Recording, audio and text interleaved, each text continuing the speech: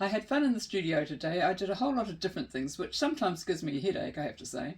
I worked on the aviary, and I think I've got the layout as I want it now. I put a piece of white card behind that last far wall so that you could see without the reflections, but it won't normally be there. And I made my tree, and I found a few extra plants, and that's pretty much as I'd like it. Now, I don't think I'll do much more. I'll just finish it off by putting the door on.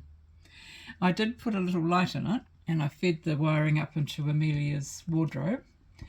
And while I was working away, I was thinking about Amelia's wardrobe and working out how I'm going to do that, so that wasn't wasted time.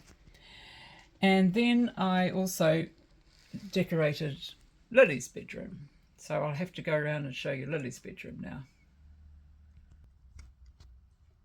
So here we are now at Lily's bedroom on the other side of the house, and I've made the curtains for her windows, and I've made them kind of fluffy, cloudy like curtains to go with the birds, and I think that she's enjoying those.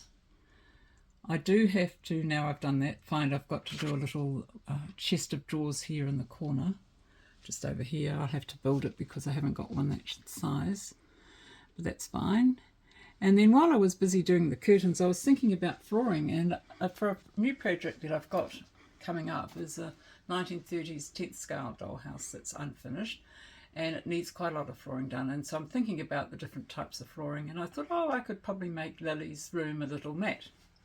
So now I've got to take you and show you how I finished Lily's mat. Now, just before I do that though, I have to say I don't want to be teaching grandmas how to suck eggs, because most miniatures out there probably know how to make these little rugs out of bump, but if you don't know, please feel free to watch me.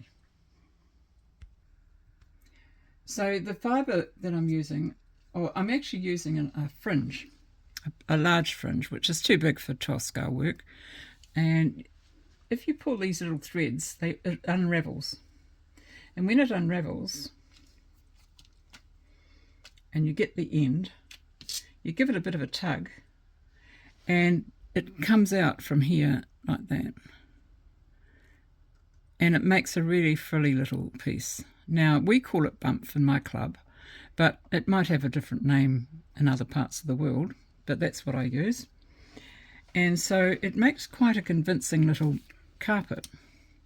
So if you put glue on it, I'm just using a fairly stiff kind of a canvasy material to work with, but you could use card, and I am looping it around the edges, but you can make it nice straight edge. There's no problem doing that. And I'm just gluing and pushing it in with a toothpick, and it stays there quite well. You usually get a bit gluey on your fingers, but it's not too bad.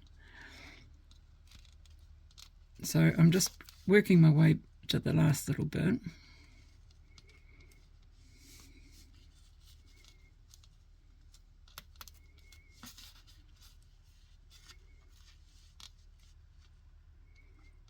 Make sure that's all pressed down, and then I can just trim that piece,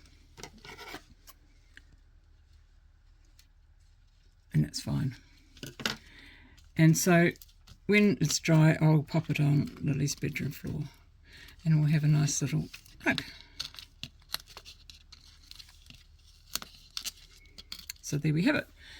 Now, just before I go to have my lovely dinner that my husband's just cooked me, a subscriber did ask me when I found time to eat, and I do find time to eat. I only probably spend 2 hours in the morning in the studio and about 3 hours in the afternoon, and it's my happy time. That's my time. I look after my mum, who's in her 100th year.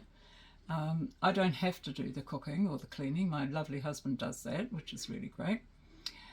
So that just leaves me that time in the day to be creative and do my miniature work.